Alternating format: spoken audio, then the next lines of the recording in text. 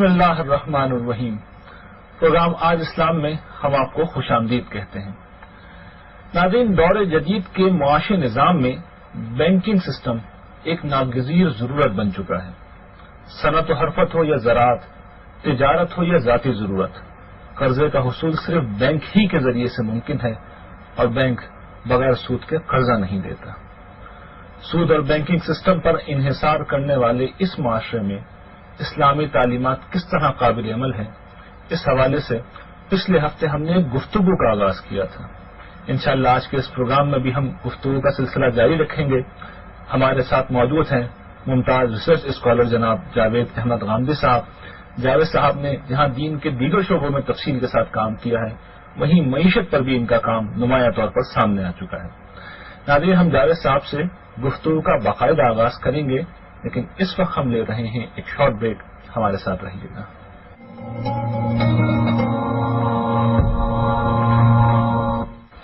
Welcome back viewers. Javed sahab, پچھلے ہفتے ہم نے سود کے حوالے سے گفتگو کا آغاز کیا تھا۔ بہت سی چیزیں اس میں آپ نے واضح کی تھیں۔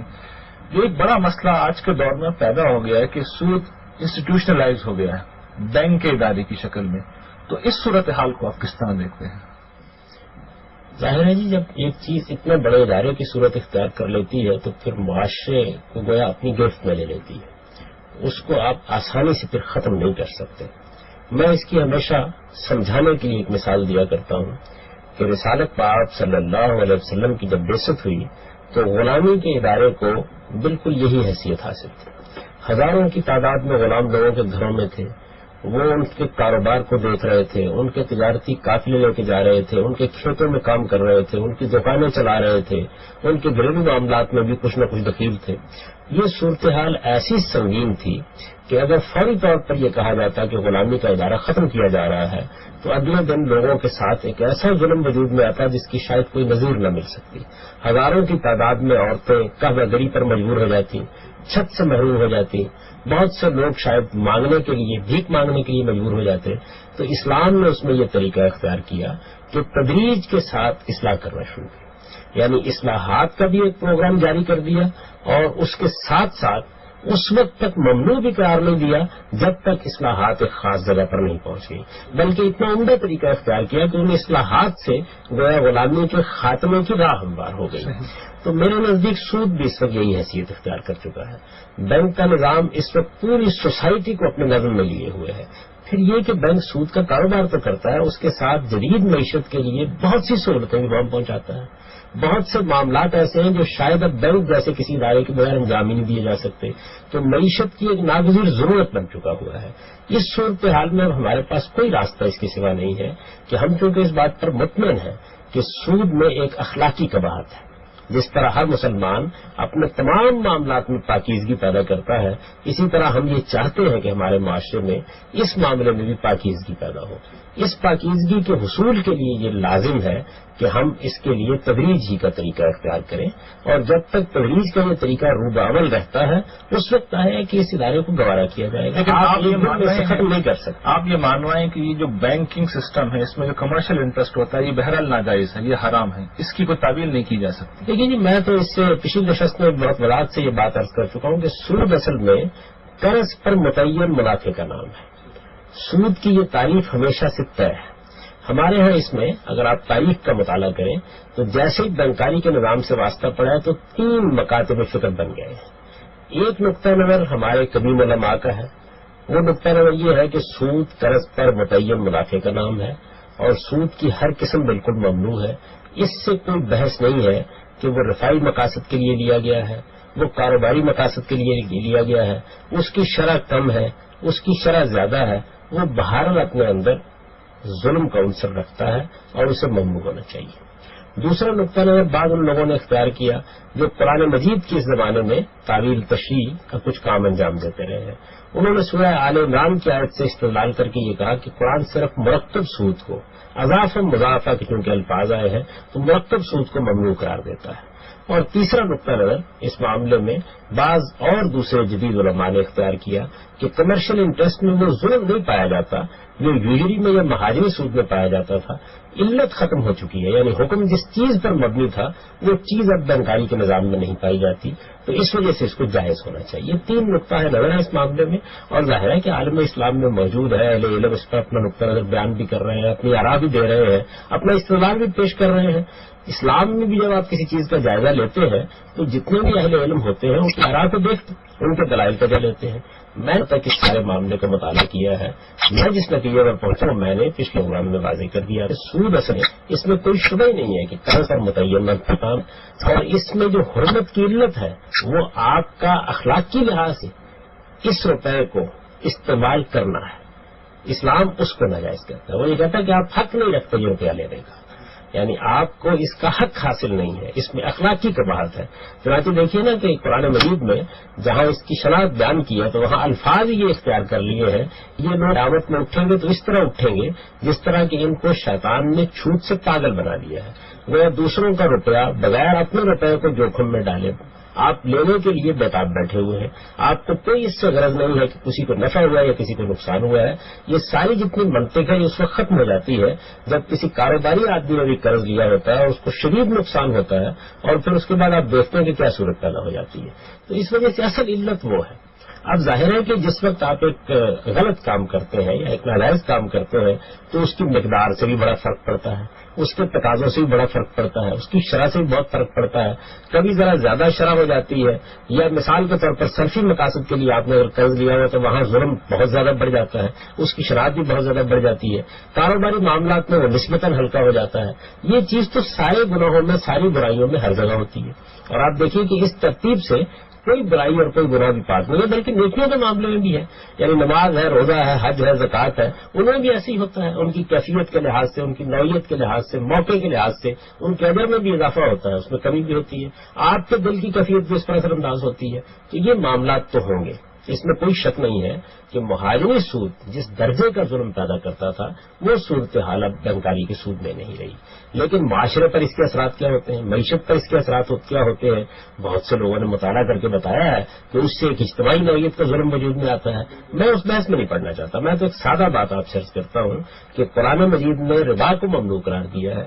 ربا کیا چیز ہے؟ یہ قرض پر متعین منفعت ہے، اور یہ بہرحال ممنوع ہے۔ اس سے ہمیں اپنے معیشت کے نظام کو پاک کرنے کی جدوجہد کرنی ہے۔ سب یہ جو ہمارے ہاں اس سلسلے میں جدوجہد کی گئی ہے پچھلے 2-3 دہائیوں میں تو بہت کام بھی ہوا ہے، بلکہ جو بھی حالیہ اعداد و شمار آئے ہیں کہ 3 کھرب ڈالر جو ہے اسلامی بینکنگ کے اثاثے پہنچ چکے ہیں، اور 15% سالانہ اس میں ترقی بھی ہو رہی ہے۔ تو یہ سولوشن ایک جو اسلامک بینکنگ کا سولوشن امپلیمنٹ کیا گیا ہے، اس کے حوالے سے آپ کس طرح دیکھتے ہیں؟ ہمارے یہاں بہت بڑی تعداد میں لوگ سمجھتے ہیں کہ مسئلہ مستقل طور پہ سالو ہو چکا ہے۔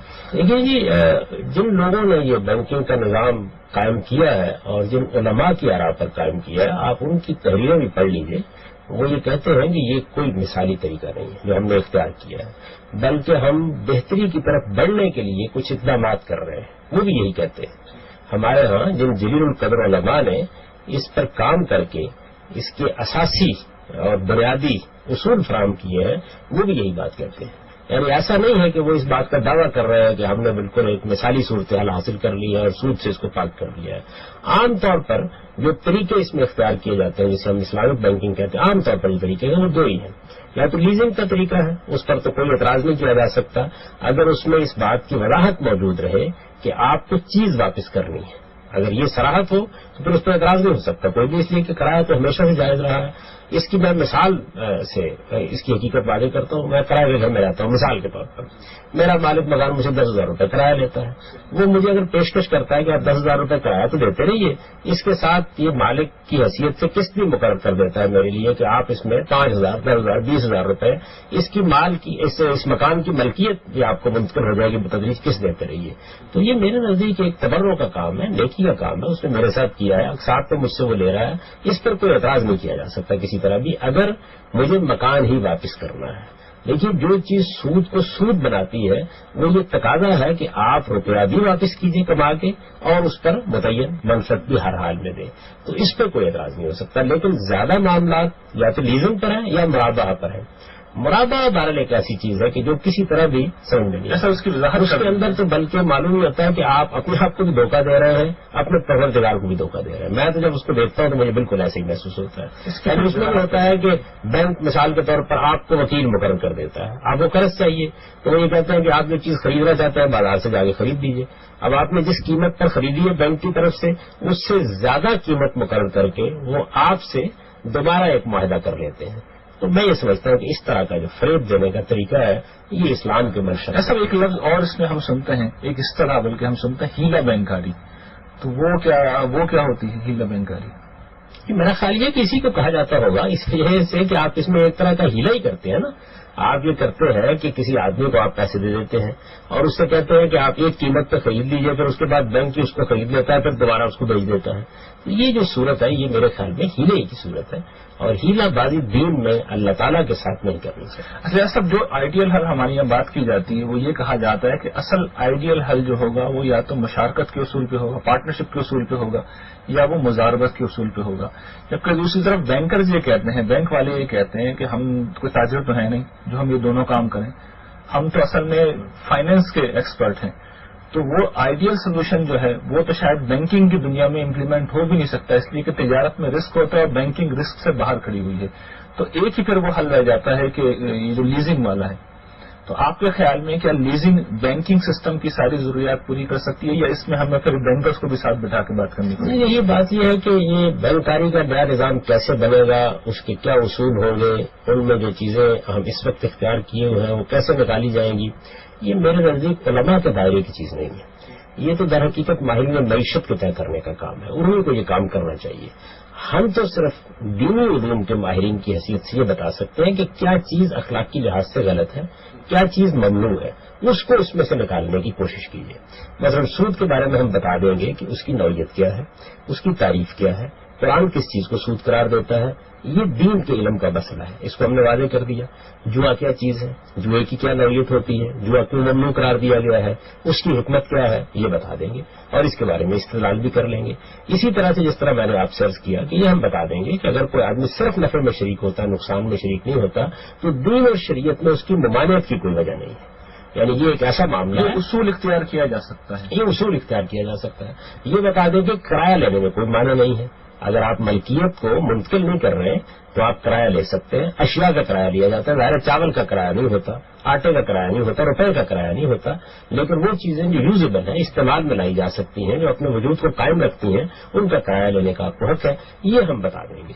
لیکن یہ کہ ان اصولوں کو سامنے رکھ کر اب ایک بینکاری کا نظام قائم کرنا ہے، یہ ماہرین معیشت کا کام ہے. اور میں سمجھتا ہوں کہ مسلمان ماہرین معیشت کو ان اصولوں کو سمجھ کر ان کا جائزہ لے کے اس کی روشنی میں کام کرنا چاہیے. اور اس پہ ہو سکتا ہے کہ اللہ تعالیٰ بہت سے راستے نکال دیں، لیکن یہ کوئی آسان معاملہ نہیں. اس کے لیے اعلیٰ درجے کے علمی ادارے قائم ہونے چاہیے. اعلیٰ درجے کے ماہرین معیشت کو اپنی زندگیاں لگا کر اس کا مطالعہ کرنا چاہیے تاکہ وہ ایسے ذرائع اختیار کر سکیں جس میں بینک کی جگہ ایک دوسرا نظام قائم ہو سکے جو اسلامی اصولوں کے مطابق کام کرے. جیسا ہمارے ہاں ایک اور تصور بھی تھا جو بینکنگ میں امپلیمنٹ کیا گیا تھا، وہ پروفٹ اینڈ لاس بینکنگ کا تھا، PLS اکاؤنٹس کا جو سسٹم تھا. یعنی بینکنگ سسٹم تو یہی ہے، اس میں کچھ اکاؤنٹس علیحدہ سے کھول دیے جاتے ہیں، PLS اکاؤنٹس. ان کی آپ کے نزدیک کیا حیثیت ہے؟ ایک کہنے کو تو ظاہر جب آپ نے کہا کہ نفع نقصان میں آپ شریک ہے تو میں کیا اعتراض کر سکتا ہوں، لیکن جو واقفان حال ہے وہ جانتے ہیں کہ حقیقت میں کوئی تبدیلی نہیں ہوئی تھی. وہی بینکاری کا نظام تھا، وہی سود کی معیشت تھی، اسی کے مطابق وہ چل رہا تھا. اس کو آپ نے ایک دوسرا نام دے دیا. تو ہمیں میں سمجھتا ہوں کہ اللہ تعالیٰ کے ساتھ دھوکہ نہیں کرنا چاہیے. دیکھیے میں ایک چیز کے بارے میں بہت وضاحت سے متنبع کرنا چاہتا ہوں. ہم ایک غلط کام کرتے ہیں، ہمیں احساس ہوتا ہے کہ یہ غلط کام ہے. اللہ تعالیٰ کسی بھی وقت توفیق دے سکتا ہے کہ ہم اس غلط کام سے اپنے آپ کو پاک کر لیں، لیکن ہم اس کو نام بدل کر کوئی اور صورت دے دیں تو اس کا نتیجہ یہ نکلتا ہے کہ نہ صرف یہ کہ خدا کو ہم دھوکہ دیتے ہیں بلکہ اصلاح کے مواقع بھی ہمارے لیے ختم ہو جاتے ہیں. میں جب قرآن مجید میں یہ دیکھتا ہوں کہ بنی اسرائیل نے مچھلیاں پکڑنے کے لیے سبت کے دن ایک ہیلا کیا تو اللہ تعالیٰ نے ان کو کتنی سخت سزا دی. میرا احساس یہ ہے کہ یہی معاملہ ہمیں تمام دوسرے امور میں بھی پیش نظر رکھنا چاہیے. یعنی ہر جگہ بالکل صفائی کے ساتھ یہ دیکھنا چاہیے کیا چیز ممنوع ہے. ہم بچ سکتے ہیں، اللہ کا کرم ہوگا ہمارے اوپر. ہم نہیں بچ سکتے تو کم سے کم یہ احساس رہے گا کہ ہم ایک غلط کام کر رہے ہیں. ہو سکتا ہے اللہ تعالیٰ کسی وقت ہمیں توفیق دے دے کہ ہم اپنا دامن اس سے صاف کر لیں. تو میں اس کو صحیح طریقہ سمجھتا ہوں. اور آپ نے جو چیز اس میں بیان کی میں سمجھتا ہوں وہ بڑی اہم ہے، اس کو دوبارہ دے دینا چاہیے. ایک یہ کہ بینک منافع میں شریک ہو جائے، نقصان میں شریک نہ ہو، ایک تو یہ راستہ ہے. دوسرا کرایہ داری کا جو طریقہ ہے کہ جس میں ملکیت جو ہے وہ بینک کی رہتی ہے. ان دونوں چیزوں کو بڑی اچھی طرح سمجھ لینا چاہیے نا. ایک چیز یہ ہے کہ بینک نے ہمیں کوئی چیز دی ہے، گاڑی لے دی ہے، مکان بنا دیا ہے، ایک چیز یہ ہے. اب ظاہر ہے کہ اس میں ایک شے ہے جو وجود میں آ گئی ہے، یہ قابل استعمال چیز ہے.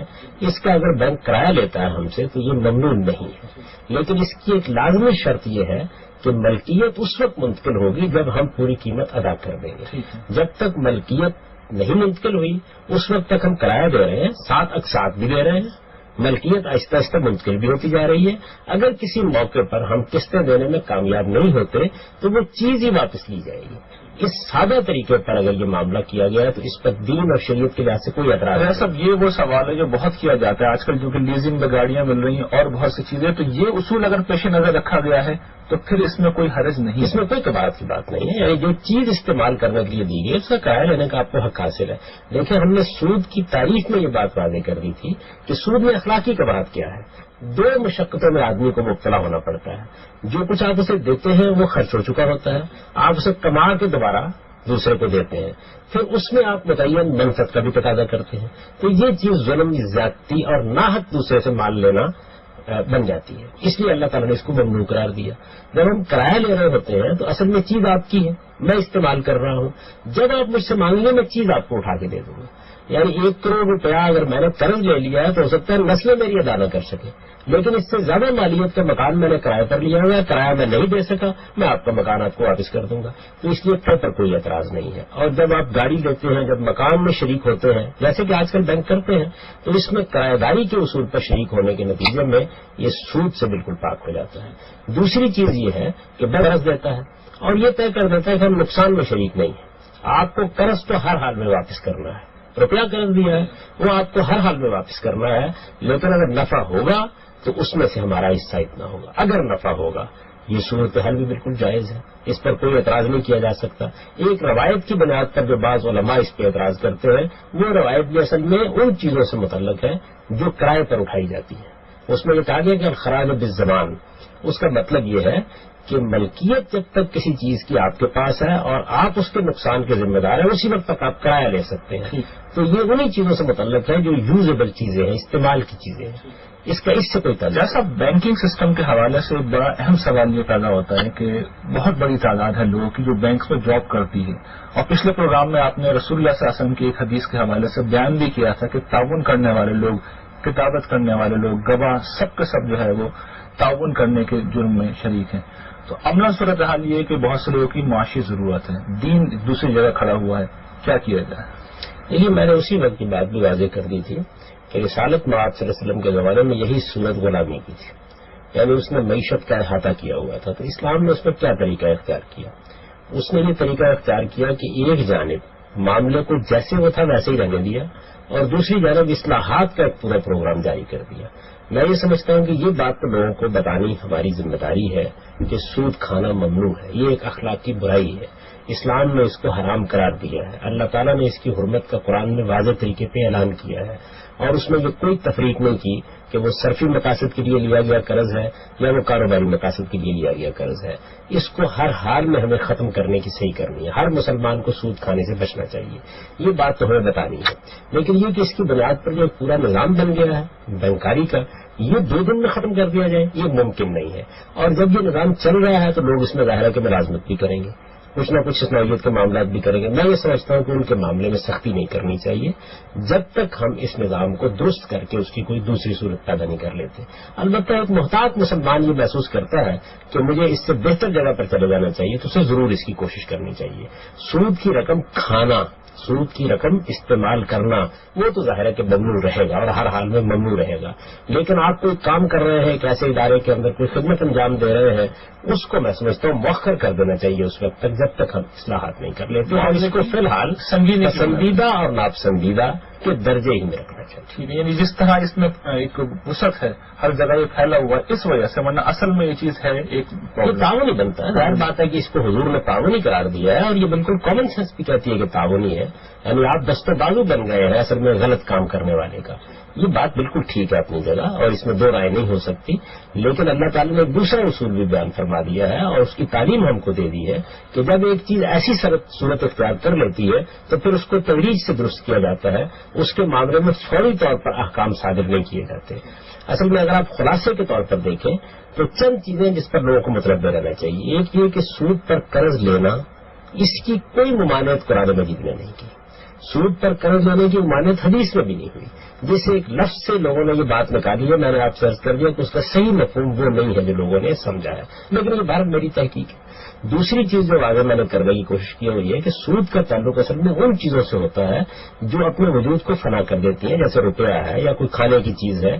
ان چیزوں میں سود ہوا کرتا ہے، کسی استعمال کی چیز میں سود نہیں ہوتا. یوزیبل چیزوں میں سود نہیں ہوتا، کنزیومیبل چیزوں میں سود ہوتا ہے. اس کو بھی بڑی اچھی طرح سمجھ لینا چاہیے. لوگ ان دونوں کو الگ الگ بالعموم نہیں کرتے. تیسری بات میں نے آپ سے یہ عرض کی ہے کہ اگر آپ کسی کے ساتھ یہ معاملہ کرتے ہیں کہ میں آپ کو قرض دے رہا ہوں، لیکن کیونکہ میں آپ کے فیصلوں میں شریک نہیں ہوں اس لیے میں نقصان میں بھی شریک نہیں ہوں. جس طرح عام قرض میں نے دیا ہوتا تو آپ کو نقصان ہوتا یا فائدہ ہوتا، قرض تو آپ نے واپس کرنا ہوتا، وہ آپ ہر حال میں واپس کریں گے. البتہ نفع اگر ہوگا تو میں اس میں شریک ہوگا. تو میرے نزدیک اس میں بھی کوئی قباحت نہیں ہے. اور جس روایت سے اس کے خلاف استدلال کیا جاتا ہے اس کا تعلق بھی کرائے کی چیزوں سے ہے. یہ چند باتیں اگر واضح رہیں تو میں سمجھتا ہوں آگے بڑھنے کے لیے ایک راستہ ملتا ہے، اور ہمیں آگے بڑھنا چاہیے، اس نظام کو درست کرنا چاہیے. اس حوالے سے ایک دو سوالات میرے ذہن میں ہیں، لیکن ناظرین وقت ہوا اس وقت ایک بریک کا، ہمارے ساتھ رہیے گا. ملتے ہیں ہم ایک بریک کے بعد.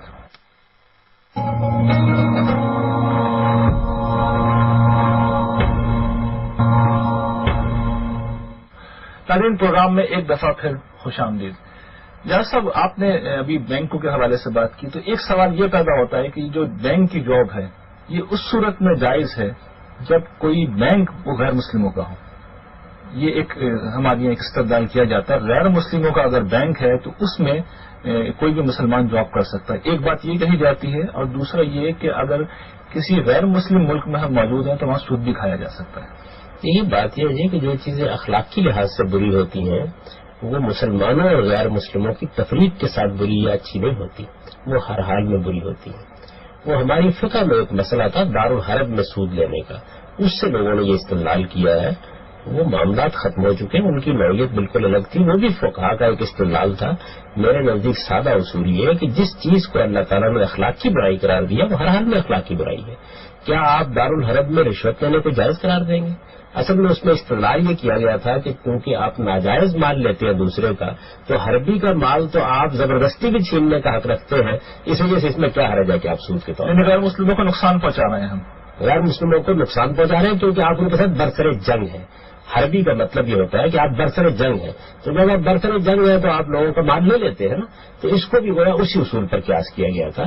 میرے نزدیک یہ بات ٹھیک نہیں ہے. دیکھیے اخلاقی معاملات جیسے کہ میں نے عرض کیا ان کی حرمت کا معاملہ ابدی نوعیت کا ہوتا ہے. مجبوری البتہ کسی موقع کے اوپر جواز پیدا کرتی ہے، اور مجبوری کا مطلب بھی ہوتا ہے کہ آپ فیصلہ کریں کہ آپ واقعی اتنے مجبور ہیں کہ آپ ایک غلط کام کر کے اپنے اللہ کے حضور میں جواب دہ ہو جائیں گے. اس کے علاوہ اور کوئی استثناء نہیں ہوتا. یہ استثناء سب حرمتوں کے بارے میں اللہ تعالیٰ نے اصول کے طور پر بیان کر دیا ہے. تو میں نے استر غیر باغ والا، یعنی آپ مجبور ہو گئے ہیں اور پھر آپ حدود سے بڑھ بھی نہیں رہے، آپ کے اندر کوئی رغبت بھی نہیں ہے، آپ مجبوری میں کچھ فائدہ اٹھا رہے ہیں تو اس کو قبول کیا جائے گا. یہ مجبوری یہاں بھی بہت سے لوگوں کو لاحق ہوتی ہے. بیوہ ہیں، ایسے بہت سے ریٹائرڈ لوگ ہیں کہ جن کے پاس کوئی ذریعہ نہیں ہوتا تو بعض اوقات وہ بینکوں میں پیسے رکھ لیتے ہیں. ظاہر ہے کہ وہاں بھی مجبوری کی رعایت ان کو ملے گی، لیکن وہ چیز جائز نہیں ہو جاتی. تو مسلمان ہو یا غیر مسلمان، بہرحال سود ایک ممنوع چیز ہے، اس سے ہمیں بچنا ہے. لیکن کیونکہ ایک سسٹم اس وقت کام کر رہا ہے اور بینکاری کا پورا نظام احاطہ کر چکا ہے، اس وجہ سے میں محدود رکھتا ہوں حرمت کو وہیں تک جہاں آپ سود کھا رہے ہیں. صاحب ایک سوال یہ ہے کہ یہ جو کریڈٹ کارڈز آج کل بڑے عام ہو گئے ہیں تو یہ بھی بینک دیتے ہیں، پھر اس پہ آدمی کو اکثر سود بھی دینا پڑ جاتا ہے. تو ایک تو ان کو استعمال کرنا دینی طور پہ کیسا ہے، دوسرا یہ کہ یہ ایک کہیں تعاون کی ایک شکل تو نہیں ہے.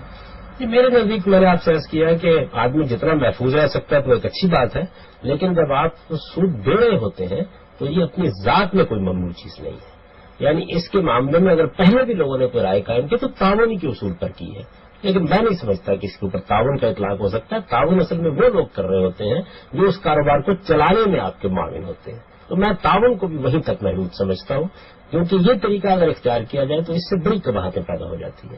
پھر تو اس کے معنی یہ ہے کہ آپ اس نظام میں رہ رہے ہیں، مثال کے طور پر اس کے اندر کچھ غیر اسلامی چیزیں موجود ہیں تو آپ بھی اس کے ساتھ تعاون کر رہے ہیں. ایک دکاندار سے آپ سودا خریدتے ہیں، وہ دوسروں کے ساتھ کوئی ظلم عدوان کا طریقہ اختیار کرتا ہے، آپ بہرحال اس کے گاہک ہیں تو آپ اس کے ساتھ تعاون کر رہے ہیں. یہ طریقہ اسلام میں نہیں اختیار کیا گیا. اسلام میں سادہ طریقہ اختیار کیا گیا. یہ چیز ممنوع ہے، اس کو روکنے کی کوشش کرنی چاہیے. عام لوگوں کو اس مشقت میں نہیں ڈالا جاتا. تو اس لیے میں نے اصول کے طور پر آپ کو بتا دیا کہ جب آپ سود دے رہے ہوتے ہیں تو اس کی کوئی ممانعت قرآن مجید میں بیان نہیں ہوئی، حدیث میں بھی بیان نہیں ہوئی. جس ایک لفظ سے اس کی ممانعت بیان کی جاتی ہے اس کو میں نے جہاں تک غور کیا ہے میں نے آپ کو بتا دیا ہے کہ غلط سمجھا گیا ہے. اس کے معنی اصل میں سود کے ایجنٹوں کے ہیں، نہ کہ قرض لینے والوں کے ہیں. اب اس کے بعد اور کوئی چیز قرآن حدیث میں تو رہتی نہیں. عقل عام کے تقاضے سے کوئی آدمی بات کرنا چاہتا ہے ضرور کرے، اس کی رائے مجھ سے مختلف بھی ہو سکتی ہے، لیکن میرے نزدیک وہ میں نے جو تینوں باتیں آپ کی خدمت میں عرض کر دی ہیں وہ بالکل نظر رہنی چاہیے اور میں ان کو صحیح سمجھتا ہوں اپنے علم، اپنے مطالعے اور اپنی تحقیق کی حد تک. رہی یہ بات کہ معیشت کے معاملات کے لیے ہم کوئی تجویز دیں اور کوئی نظام تجویز کریں، میں نے عرض کیا کہ وہ ماہرین معیشت کا کام ہے، ہمارا دائرہ یہی تک اہل علم کے اسکوپ سے باہر ہے وہ چیز. جیسا سود لینے کی بات ہو رہی ہے تو اس میں ایک مسئلہ یہ آ جاتا ہے کہ غریب، آپ نے ذکر کیا، بیوہ ہیں، پینشن لینے والے لوگ ہیں، جو بچت انہیں ملتی ہے وہ اس کو اپنے گورنمنٹ کی سیونگ اسکیم میں لگا دیتے ہیں. اب وہ چلتی ہے سود پہ، تو غریب آدمی ہے وہ مجبور ہے لیکن وہ سود کھا رہا ہے، اس کا معاملہ کیا ہوگا؟ یہ بات یہ جی کہ اس کو مجبوری کے اصول پر آپ دیکھ سکتے ہیں. یعنی کسی چیز کے ممنوع ہونے کا جہاں تک تعلق ہے وہ تو بہرحال قاعدے کے مطابق ممنوع ہوگی، لیکن مجبوری کا اصول خود قرآن میں بیان ہوا ہے. ایمان کے اظہار کے بارے میں بیان ہو گیا.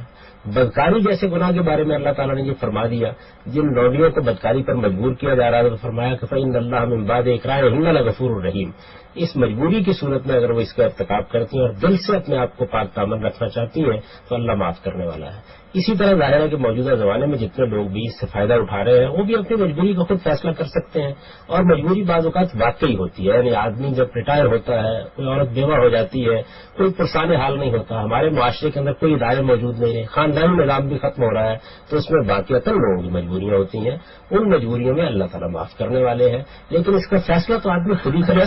آپ اس کا فیصلہ. ایک پہلو اس کا یہ بھی ہے جاوید صاحب کہ گورنمنٹ اس کو سود کے نام پہ دیتی کیوں ہے؟ وہ تو یعنی کمپنسیشن کسی دوسرے نام سے بھی کر سکتی ہے، اس کو تو کسی طریقے سے منافع ہوتا ہی ہے. یہ تو بہت اچھی بات ہوگی. یعنی اگر اس کا طریقہ یہ اختیار کیا جائے کہ جن لوگوں کے پاس وہ بیوائیں ہیں یا کچھ اس طرح کے لوگ ہیں جو ریٹائر ہو گئے ہیں، کوئی اور کام نہیں کر سکتے یا معذور ہو گئے ہیں، وہ اگر اپنا روپیہ حکومت کو دے دیتے ہیں اور حکومت قرض کے طور پر اسے استعمال کر رہی ہے اور حکومت یہ کہتی ہے کہ ہم اس پر کچھ زائد دے کے آپ کو واپس کریں گے کیونکہ اللہ تعالیٰ نے اس کو پسند کیا ہے کہ آپ زائد دے کر واپس کریں، اس میں کوئی ممانعت نہیں ہے. اس کو شرط نہ بنایا جائے. جیسے کہ رسالت میں آپ صلی اللہ علیہ وسلم نے اپنا قرض واپس کیا تو آپ نے کہا کہ بھائی اس سے ہم نے جو اونٹ قرض پر لیا تھا وہ دبلا پتلا تھا، اس کو ذرا بہتر اونٹ دے دو. اس میں کوئی حرج کی بات نہیں ہے. یہ تو ہماری حکومتوں کو چاہیے کہ وہ اس طرح کے معاملات کو سود قرار دینے کی بجائے تبرک قرار دیں. سب یہ بڑا مسئلہ ہے کہ جب مینٹلٹی سود کی بن جاتی ہے تو جو معاملات آسانی سے ہو بھی سکتے ہیں، سادہ معاملات، اس کو بھی سود کا نام دے دیا جاتا ہے. تو مطلب لوگوں میں شور کیا جائے کہ سود کیا چاہیے، ان چیزوں کو جائز رکھ سکتے ہیں. یعنی یہ بات کہ میں نے کسی سے قرض لیا ہے اور میں واپس کرتے وقت بغیر کسی شرط کے اس کو بہتر طریقے سے واپس کرتا ہوں. میں یہ کہتا ہوں کہ میں نے کاروبار کیا تھا، اس سے مجھے بہت فائدہ بھی ہو گیا ہے، میں آپ کو بھی کچھ نہ کچھ دے رہا ہوں. اس میں کوئی ممانعت نہیں ہے. حکومت بھی اگر اپنے طور پر تبرع کی حیثیت سے یہ کہے کہ ہم یہ زائد دے رہے ہیں تاکہ ہم نے جو روپیہ استعمال کیا اس سے آپ کو بھی کچھ فائدہ ہو جائے تو اس پہ بھی کوئی اعتراض نہیں کیا جا سکتا. لیکن ہمارے ہاں تو بھی ظاہر سود کا نظام چل رہا ہے تو ہر چیز اسی اصول پر قائم ہوتی ہے.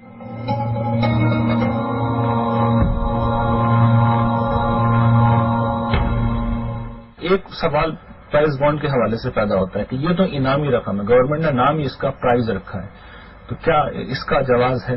نہیں، پرائز کس چیز کا ہے؟ دیکھیے بات یہ ہے کہ بعض لوگ اس کو جوا سمجھتے ہیں، وہ تو ٹھیک نہیں ہے. اس لیے کہ جوئے کے لیے ضروری ہے کہ ایک فریق کے لیے لازمی نقصان کا عنصر اس میں شامل ہو، وہ یہاں نہیں ہے. اس میں مل جاتا ہے. یعنی آپ کی جو اصل رقم ہے وہ محفوظ ہے، آپ جب چاہے اس کو لے سکتے ہیں، تو جوا تو یہ ہے نہیں. البتہ اس میں جو قباحت ہے وہ یہ ہے کہ سود ہی تھا. اب کیا گیا ہے، بجائے اس کے کہ ہر ایک کو سود اس کا دیا جاتا، اس کو جمع کر کے ایک پورا ڈال کر 10 20 50 آدمی میں تقسیم کر دیا جاتا ہے۔ اس میں دوہری کی بات پیدا ہو جاتی ہے، وہ یہ کہ سود کی حیثیت سے جو لوگ اس کے حقدار ہو گئے تو انہیں بھی حق سے محروم کر دیا جاتا ہے۔ تو اس وجہ سے سود ہی ہے یہ، یعنی اگر آپ میری اس منطق کو نہ بھی قبول کریں تب بھی ڈائریکٹ سود ہی ہے، تو سود ہی دیا جائے گا اور اور کوئی چیز نہیں ہے۔ لیکن اگر مثال کے طور پر میں نے آپ سے عرض کیا کہ بیواؤں کے معاملے میں یا دوسرے اور لوگوں کے بارے میں جو یہ ڈکلیئر کر دے کہ ہم مجبوری کیفیت میں ہیں، ہم ریٹائر ہو چکے ہیں، حکومت ان سے قرض لے اور کچھ زائد واپس کرنے کا فیصلہ کریں، اعلان کر دے اس بات، اس کے عدم جواز کا فتویٰ نہیں دینا۔ ایسا اس میں غریبوں کی قید کیوں لگائیں؟ گورنمنٹ تو کسی کو بھی دے سکتی ہے، اس لیے کہ یہ بات یہ ہے کہ پھر جو لوگ عام لوگوں کی حیثیت سے حکومت کے ساتھ مدد کر رہے ہوتے ہیں وہ تو بہرحال کچھ سود ہی لیں گے نا، جب بھی لیں گے۔ لیکن اگر گورنمنٹ یہ کہتی ہے کہ ہمارے اوپر کوئی پابندی نہیں ہے اس بات کی، حکومت اپنے وسائل اور حالات کے لحاظ سے اگر اس سے فائدہ اٹھا رہی ہے تو بہتر طریقے سے واپس کرے گی، تو بہتر طریقے سے واپس کرنے پر کوئی پابندی نہیں لگائی جا سکتی۔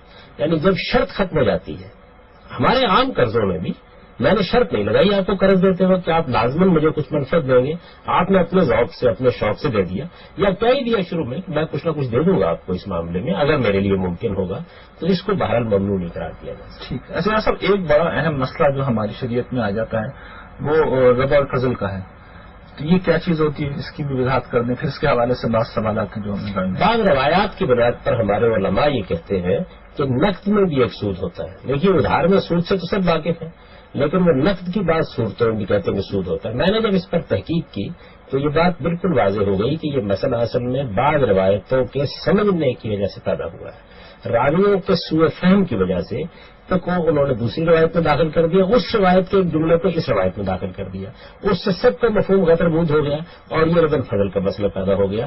لہٰذا اس کی حقیقت میں نے اپنی کتابوں میں واضح کر دی ہے۔ میری جو اسلام پر کتاب ہے میزان، اس میں معیشت پر جو بات میں نے لکھا ہے اس میں وہ دونوں روایتیں سامنے رکھ کے بتا دیا ہے کہ وہ اصل میں محفوظ ہیں، لیکن لوگوں نے ان کو خلط ملط کر کے یہ مسئلہ پیدا کر دیا ہے، اس کی کوئی حقیقت نہیں ہے۔ کسی مثال سے اگر واضح کر دیں تو ناظرین کو سمجھ۔ یعنی اس روایت میں یہ بات براہ بیان کی گئی ہے کہ آپ کو اگر نقد پر بھی معاملہ کرنا ہے تو آپ بالکل برابر کریں گے، اس میں کوئی اضافہ یا کمی نہیں کر سکتے۔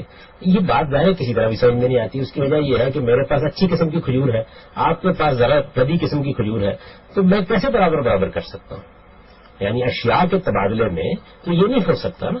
آپ کے پاس اگر اچھی کھجور ہے تو آپ ہو سکتا ہے کہ 2 کلو مجھے دیں اور میں اس کے جواب میں آپ کو 10 کلو بری کھجور دے دوں، تو یہ تبادلہ تو قیمت کے لحاظ سے ہوگا۔ اس میں وہ اصرار کرتے ہیں کہ اس کی قیمت لگائی جائے، اس طرح مبادلہ نہ کیا جائے، یہ بعض روایتوں کی بنیاد پر۔ لیکن روایتوں کو جب آپ دیکھتے ہیں تو بالکل واضح ہو جاتی ہے یہ بات کہ وہ بھی ادھاری سے متعلق ہے، یعنی ان میں بھی کوئی بات اس طرح کی نہیں کہی گئی۔ ادھاری کے معاملات میں حضور نے 2 باتیں فرمائی، ایک تو یہ بات فرمائی کہ اگر سونا ادھار لو یا چاندی ادھار لو یا جو ادھار لو یا کوئی اور اس طرح کی چیز ادھار لو تو اس کو برابر ہونا چاہیے۔ ظاہر ہے کہ ادھار اسی کوالٹی میں دینا چاہیے، اسی کوالٹی میں دینا چاہیے، ویسی وہ ہونی چاہیے۔ اور اگر اس میں کوئی اصناف کا اختلاف ہو گیا تو کمی بیشی البتہ کر سکتے ہو، لیکن اصناف کے اختلاف کے بارے میں آپ نے کہا کہ اس میں اس کا بڑا اندیشہ ہے کہ کیونکہ کچھ نہ کچھ فرق ہوگا، ادھار کا معاملہ ہے تو ہو سکتا ہے معاملہ سود تک پہنچ جائے، اس میں پھر زیادہ اچھا یہ ہے کہ قیمت طے کر کے اس کا مبادلہ کر لیا کرو۔ یہ سود سے بچنے کے لیے ہدایت کی گئی تھی، اس کا ادھاری سے تعلق ہے۔ نقد کا مفہوم اس میں اصل میں خلط مبس کی وجہ سے پیدا ہوا ہے، وہ میں نے واضح کر دیا ہے۔ ظاہر ہے کہ وہ میری تحقیق ہے، میں یہ بات واضح کر دینا چاہتا ہوں کہ یہ جتنی چیزوں کے بارے میں نے آراء دی ہے، میں ظاہر ہے کہ ایک تحقیق کرنے والا طالب علم ہوں، میں نے اس کے دلائل اپنی کتابوں میں بیان کر دیے ہیں۔ دوسرے اہل علم اگر اس سے کوئی اختلاف رکھتے ہوں اور آپ اس پر مطمئن ہو تو آپ اس پر عمل کیجیے۔ ٹھیک ہے جیسا ایک سوال یہ پیدا ہوتا ہے، بڑا پریکٹیکل سوال ہے کہ قرضہ ایک آدمی دیتا ہے، سود اس میں انوالو نہیں ہے، لیکن جو قرضہ دینے والا ہے وہ یہ دیکھتا ہے کہ میں نے 1000 روپے آج دیے ہیں، 5 سال بعد مجھے 1000 روپے جب ملیں گے تو اس کی جو قیمت ہوگی یعنی قوت خرید ہے وہ 500 بھی نہیں رہ جاتی۔ تو یہ بھی ایک فیکٹر ہے جو آمادہ کرتا ہے کہ بھئی پیسے زیادہ ملیں یا کوئی اور شکل اس کی ہونی چاہیے، تو اگر اس بنیاد کے اوپر زیادہ پیسے لیے جائیں، یعنی معاشرہ اگر یہ طے کر لیتا ہے کسی موقع کے اوپر کہ آپ اصل قیمت جو حقیقی قیمت ہے اس کے لحاظ سے معاملات کریں گے تو اس پر اسلام کو کوئی اعتراض نہیں ہے، لیکن اس سے کیا معیشت چل سکتی ہے، اس سے معاشی لحاظ سے کیا فوائد ہوں گے، کیا نقصانات ہوں گے، کوئی بڑی خرابی تو نہیں پیدا ہو جائے گی، یہ بھی ماہرین معیشت کا کام ہے دیکھیں۔ ورنہ انفلیشن کو ایڈجسٹ کر لینا یا اس کا کوئی طریقہ اختیار کر لینا یہ اسلامی لحاظ سے سود نہیں ہوگا، ممنوع نہیں ہوگا۔ ہم صرف اتنی بات ہی بتا سکتے ہیں، یعنی میں زیادہ سے زیادہ یہ کہہ سکتا ہوں کہ مثال کے طور پر آپ نے یہ کہا کہ جی میں نے آپ کو بجائے روپیہ قرض دینے کے سونا قرض دے دیا، میں سونا ہی واپس لوں گا آپ سے، تو اس پہ کوئی اعتراض نہیں کیا جا سکتا۔ اسی طرح اگر فرض کر لیجئے کہ انفلیشن کے لیے آپ نے افراط زر کے لحاظ سے اعلان کر دیا ہو کہ 10% ہے، 5% ہے، اور یہ تمام ٹرانزیکشن میں محفوظ رکھی جائے گی، تو اس پر اسلام میں اعتراض نہیں کیا جا سکتا، لیکن اس سے کیا معیشت چل سکتی ہے؟ کیا یہ طریقہ اختیار کیا جا سکتا ہے؟ اگر یہ کیا جا سکتا ہے، دنیا اس کو کیوں اختیار نہیں کرتی؟ یہ معیشت کا سوال ہے اور اس پر اسی کے لحاظ سے غور بھی ہونا چاہیے۔ اچھا، اس کی ایک شکل یہ بھی جائے صاحب کہ لوگ ڈالر اور روپے کو آپس میں ایکسچینج کرتے ہیں، تو وہ بھی کیا جا سکتا ہے کہ ایک شخص نے قرض لیا ہے روپے میں، وہ یہ کہتا ہے کہ میں ڈالر کی شکل میں دوں گا، تو اس میں تو کہیں سود انوالو نہیں ہوگا؟ دیکھیے وہ وہی چیز ہے، ایک ہی چیز ہے، یعنی آپ نے کسی کرنسی کے ساتھ اس کو وابستہ کر لیا، وہ ذرا زیادہ مستحکم ہے، آپ نے سونے کے ساتھ وابستہ کر لیا، آپ نے کسی اور چیز کے ساتھ وابستہ کر لیا، تو یہ چیز جو ہے اس پہ سود کا اطلاق نہیں ہوتا۔ اب یہ کرنے کی اجازت دے دینی چاہیے لوگوں کو، یہ معیشت میں میرے نزدیک ایک اہم سوال ہے، اس پر لوگوں کو غور کرنا چاہیے، لیکن دینی لحاظ سے میں یہ نہیں کہہ سکتا کہ یہ سود، یعنی افرادی طور پہ تو انفرادی طور پہ تو لوگ یہ معاملہ کر سکتے ہیں اگر چاہیں، باہر بھی سمجھا نہیں، ظاہری طور پر اگر کوئی اس طرح کا معاملہ کرتا ہے کہ جی میں فلاں کموڈٹی کے ساتھ یا فلاں چیز کے ساتھ وابستہ کر کے آپ کے ساتھ معاملہ کر رہا ہوں اور پہلے یہ بات طے ہو جاتی ہے، تو اس پر اعتراض کرنا ممکن نہیں ہے، یعنی یہ نہیں کہا جا سکتا ہے کہ یہ سود ہے۔ ٹھیک ہے۔ ڈاکٹر صاحب، ایک بڑا اہم جو سوال پیدا ہوتا ہے آج کل کے معاشی حوالے سے، وہ یہ کہ انشورنس ہمارے یہاں یہ کہا جاتا ہے کہ یہ ناجائز ہے، اس لیے کہ اس میں بھی کچھ سود کا معاملہ ہے، یہ جوئے کا معاملہ ہے، تو اس کے بارے میں اسلام کا نقطہ نظر کیا ہے؟ جوئے کا معاملہ تو بالکل بھی نہیں ہے، یہ تو لوگوں کی مدد کی ایک اسکیم ہوتی ہے، اس لیے اس کو اسی زاویے سے دیکھنا چاہیے۔ انشورنس اپنی ذات میں کوئی حرام چیز نہیں ہے۔ جیسا اس میں سوال یہ ہوتا ہے کہ بھئی ایک شخص اچانک مر گیا تو اس کا جو مرنے والا ہے اس کے لواحقین کی تو گویا لاٹری نکلی ہے۔ نہیں، یہ کوئی چیز نہیں ہے۔ دیکھیے بات یہ ہے کہ لوگوں کی مدد کے لیے اگر یہ نظام بنا لیا گیا ہے کہ ہم سب اس میں کنٹریبیوٹ کریں گے اور فلاں آدمی کو فلاں طریقے کے مطابق فلاں ضرورت میں مل جائے گا، یہ کوئی حرج کی بات نہیں ہے، اس پر کوئی اعتراض نہیں ہو سکتا، بلکہ اب تو ممتاز اہل علم بھی اس پر سوچنے کے لیے مجبور ہو گئے ہیں کہ اس معاملے میں جو رویہ اختیار کیا گیا وہ ٹھیک نہیں تھا۔ یہ بات تبرع کی بات ہے، یعنی یہ تو سوسائٹی کی خدمت ہے جو آپ کر رہے ہیں، اس میں کوئی ممنوع چیز نہیں۔ البتہ چونکہ جو روپیہ بھی اس میں لیا جاتا ہے اس کو آپ نے رکھ تو نہیں لینا ہوتا نا کہیں، اس کو سود ہی کی اسکیموں میں بعض اوقات یا اس کے ایک بڑے حصے کو انویسٹ کر دیا جاتا ہے، وہ ظاہر پورے نظام کا مسئلہ ہے اور وہ قباحت اس کے اندر موجود رہے گی، لیکن اپنی ذات میں انشورنس کوئی غلط چیز ہے، یہ ٹھیک نہیں ہے کسی طرح کی۔ ٹھیک۔ جیسا ایک بڑا اہم سوال جو ہے وہ ہمارے یہاں شیئر مارکیٹ کے حوالے سے کہ لوگ اس کے شیئرز لے لیتے ہیں، تو اس کے بارے میں لوگ بھی یہ جاننا چاہتے ہیں کہ آیا یہ کام کرنا ٹھیک ہے یا اس میں بھی دو چیزیں جی، ایک تو سادہ طریقے پہ آپ نے شیئر لے لیے، اس میں تو کوئی بھی اعتراض نہیں کیا جا سکتا۔ ایک چیز جو ہے وہاں پر فارورڈ ٹریڈنگ ہوتی ہے جس میں بعض اوقات چھٹے کسی کیفیت پیدا ہو جاتی ہے اور پوری معیشت گویا آپ کے ہاتھوں میں آ جاتی ہے۔ میں سمجھتا ہوں کہ اس میں فرق تو کیا کرے گا اور کیا اقدام کرے گا، لیکن ریاست کو چاہیے کہ اس میں قانون سازی کرے تاکہ جس طرح لوگوں کے پیسے بے وقت ڈوبتے ہیں اور جیسی صورتحال پیدا ہو جاتی ہے اس کا ازالہ کیا جا سکے۔ سٹے بازی کا سر ایک پورا ماحول وہاں بن جاتا ہے بعض اوقات، اور وہ بہرحال آپ دیکھتے ہیں پچھلے زمانے میں تو ہم نے دیکھا ہے کہ کس طریقے سے اچانک اوپر اور اچانک نیچے یہ معاملات ہوئے ہیں، اس کو بہتر کنٹرول کرنا چاہیے۔ لیکن یہ وہ معاملات ہوتے ہیں کہ اس میں انفرادی فتویٰ نہیں دیا جا سکتا، یہ ریاست کا کام ہے کہ ایسے معاملات کو کنٹرول کرے تاکہ لوگوں کو اس طرح کے نقصانات نہ ہوں۔ اچھا ویسے بہت سے لوگ بینکوں کے شیئر جو ہے وہ خرید لیتے ہیں، تو بینک تو کیا ان کے شیئر لینے جائز ہیں؟ نہیں، اس کی نوعیت تو ظاہر وہی ہوگی جو اپنی ذات میں غلط کام ہے، اس میں جب آپ شریک ہوں گے اور اس کے نفع میں شریک ہوں گے تو وہ چیز تو ممنوع رہے گی، اس میں تو کوئی شبہ ہی نہیں ہے۔ لیکن سارے لوگ بینکوں ہی کا کام نہیں کر رہے ہوتے اور بھی بہت سے کام کر رہے ہوتے ہیں۔ ڈاکٹر صاحب آپ کا بہت بہت شکریہ۔ ناظرین، سود کے حوالے سے ہمارا آج کا یہ پروگرام آپ نے ملاحظہ فرمایا۔ سود ہر دور میں اللہ تعالیٰ کی شریعت میں حرام رہا ہے، مگر عصر حاضر کی روح میں یہ کچھ اس طرح سرایت کر گیا ہے کہ بظاہر اس سے بچنا آسان نہیں رہا ہے۔ لیکن جس شخص کو یہ یقین ہے کہ اسے اللہ کے حضور حاضر ہو کر اپنے اعمال کا جواب دینا ہے، اس کے لیے آج بھی یہ ممکن ہے کہ وہ سود سے بچ سکے، لیکن شرط یہ ہے کہ دین کا صحیح علم حاصل کیا جائے۔ ہمارا پروگرام اسی سلسلے کی ایک کڑی ہے جو امید ہے کہ آپ کو پسند آیا ہوگا۔ اس کے ساتھ اپنے میزبان ریحان احمد یوسفی اور آج اسلام کی ٹیم کو اجازت دیجیے۔ اللہ نگہبان۔